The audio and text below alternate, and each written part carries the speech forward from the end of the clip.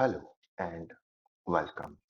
Previous video में हमने TM221 PLC के लिए एनालॉग आउटपुट के कार्ट्रिज के बारे में देखा था। ठीक है, हमारे पास उसमें टोटल दो एनालॉग आउटपुट के कार्ट्रिज अवेलेबल थे। फर्स्ट था जो कि हमें करंट एनालॉग आउटपुट देता था एंड सेकंड कार्ट्रिज था जो कि हमें वोल्टेज एनालॉग आउटपुट देता था।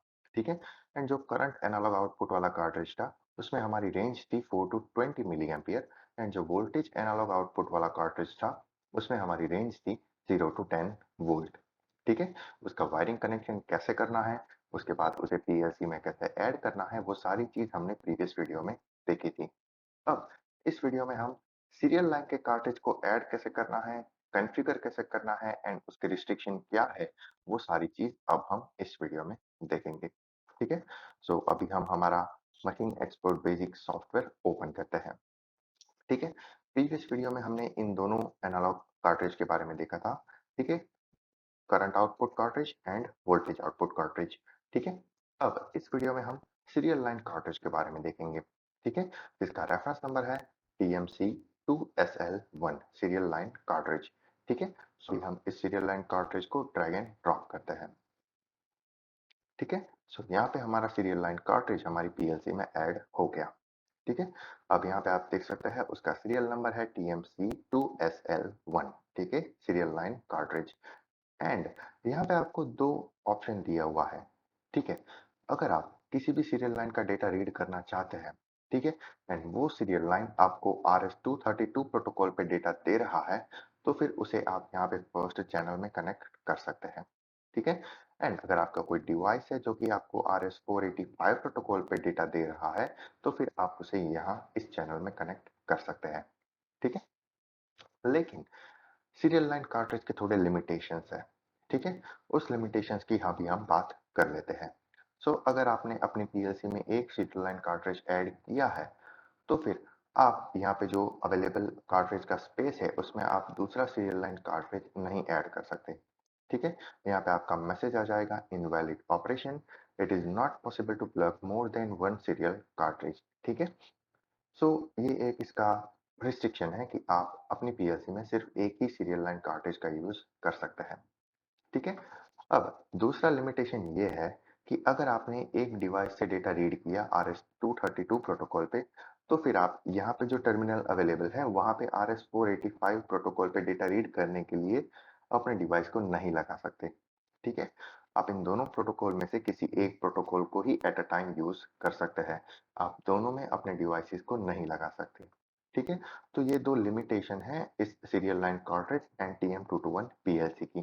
ठीक है, अब ये सीरियल लाइन कार्ट्रिज का यूज कैसे करना है वो अगर आपको पता नहीं है, तो फिर यहाँ पे स्नाइडर वालों ने ऑलरेडी यहाँ पे सैंपल प्रोग्राम्स दिया हुआ है। ठीक है, कि आप इन प्रोग्राम को रिफर करके इस सीरियल लाइन कार्ट्रिज का यूज कैसे करना है वो आप सीख सकते हैं। ठीक है, अब इस सीरियल लाइन का कॉन्फ़िगरेशन कैसे होगा उसके बारे में देखना है। ठीक है, अब आप यहाँ पे देख सकते हैं हमारे प्रोजेक्ट प्रॉपर्टीज में सीरियल लाइन। ठीक है, जो कि हमने यहाँ पे सीरियल लाइन का कार्ट्रिज ऐड किया है। ठीक है, अब सबसे पहले तो अगर आपने सीरियल लाइन का कार्ट्रिज ऐड किया है तो उसमें सबसे पहले वो आपको पूछेगा कि आप किस प्रोटोकॉल से डेटा रीड करना चाहते हैं। ठीक है, मोडबस या फिर ASCII प्रोटोकॉल या फिर मोडबस सीरियल आईओ स्कैनर। ठीक है, तो यहाँ पे आपके पास तीन ऑप्शन अवेलेबल है। उसके बाद अगर आपने मोडबस वाला ऑप्शन चूज किया है, मोडबस सीरियल, ठीक है, तो फिर उसमें आप किस बॉड रेट पे डेटा रीड करना चाहते हैं, उस डेटा का पैरिटी क्या है, data bits and stop bits, वो सारी चीज आपको यहाँ पे फिल करनी होगी।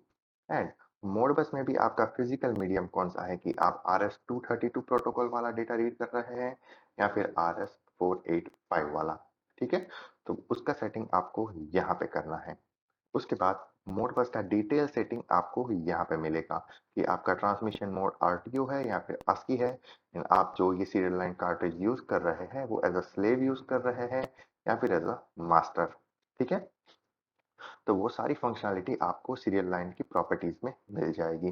ठीक है, अब ये सीरियल लाइन आपने कनेक्ट किया अपनी पीएलसी में या फिर ऐड किया अपनी पीएलसी में, तो फिर उसका वायरिंग कैसे होगा। ठीक है, एंड उसका थोड़ा डिस्क्रिप्शन अब हम हमारी नोटबुक में देख लेते हैं। यहाँ पे जो हमने सीरियल लाइन का कार्ट्रिज लिया है उसका रेफरेंस नंबर यहाँ पे अवेलेबल है TMC2SL1।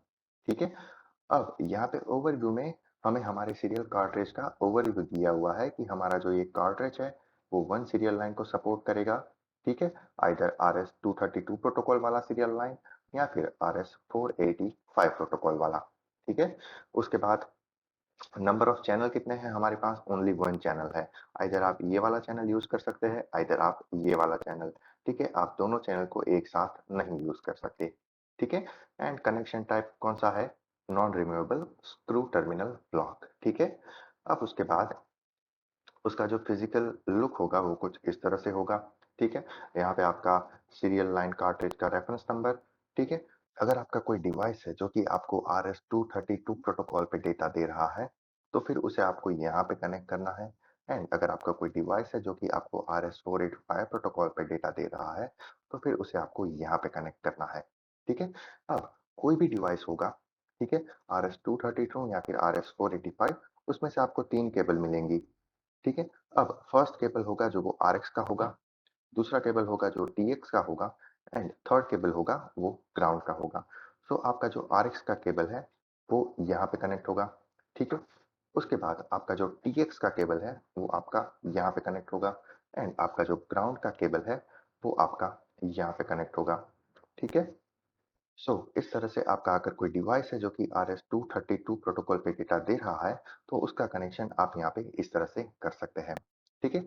एंड सेम अगर आपके पास डिवाइस है जो कि आपको डेटा दे रहा है RS-485 प्रोटोकॉल पे, तो उसका भी कनेक्शन आप कुछ इस तरह से कर सकते हैं। यहाँ पे आपका ग्राउंड का कनेक्शन होगा, ठीक है?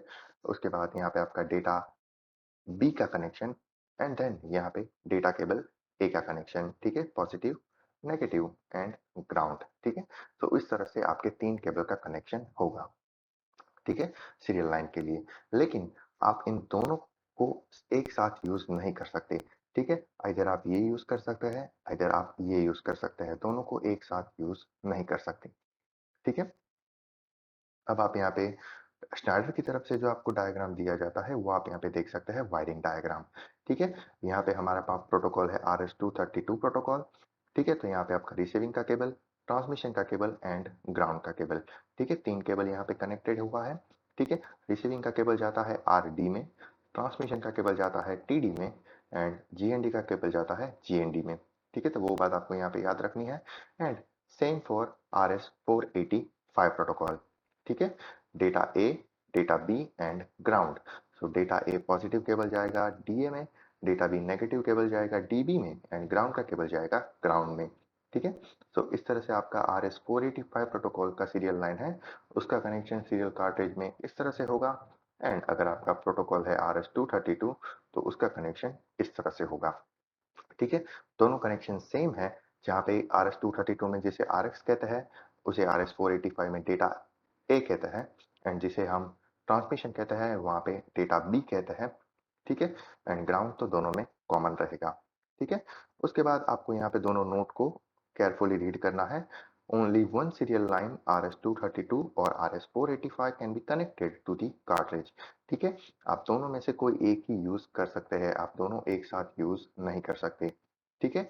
Only one TMC to SL1 cartridge is manage पर लॉजिक कंट्रोलर। जैसा कि हमने प्रीवियसली देखा, आप एक कंट्रोलर में सिर्फ एक ही सीरियल लाइन कार्ट्रिज यूज़ कर सकते हैं, आप एक साथ 2 सीरियल लाइन कार्ट्रिज अपने कंट्रोलर में कॉन्फ़िगर नहीं कर सकते, ठीक है? ये दोनों इसके लिमिटेशंस हैं, ठीक है? आई होप ये सीरियल लाइन कार्ट्रिज का डिटेल आपको क्लियर है, ठीक है? अब सीरियल लाइन कार्ट्रिज से डेटा रीड कैसे करना है, ठीक है? वो सारी चीज़ हम अपकमिंग वीडियोस में देखेंगे, ठीक है? लेकिन ये सीरियल लाइन कार्ट्रिज यूज़ क्यों होता है, शायद वो चीज़ आपको यहाँ पे पता चल गई होगी, ठीक है? अगर फिर भी आपको इसमें कहीं पे कोई डाउट है, तो फिर आप हमें कमेंट बॉक्स में पूछ सकते हैं, ईमेल कर सकते हैं या फिर टेलीग्राम पे भी पूछ सकते हैं, ठीक है? यहाँ पे हमारा कार्ट्रिज था TMC2SL1 सीरियल लाइन कार्ट्रिज, ठीक है? इस तरह से आप सीरियल लाइन कार्ट्रिज अपने पीएलसी में ऐड कर सकते हैं, कॉन्फ़िगर कर सकते हैं एंड बाकी सारी जो प्रोसीजर है वो यहाँ पे कंप्लीट कर सकते हैं, ठीक है? चलिए मिलते हैं नेक्स्ट वीडियो में। Till then take care, goodbye and thank you.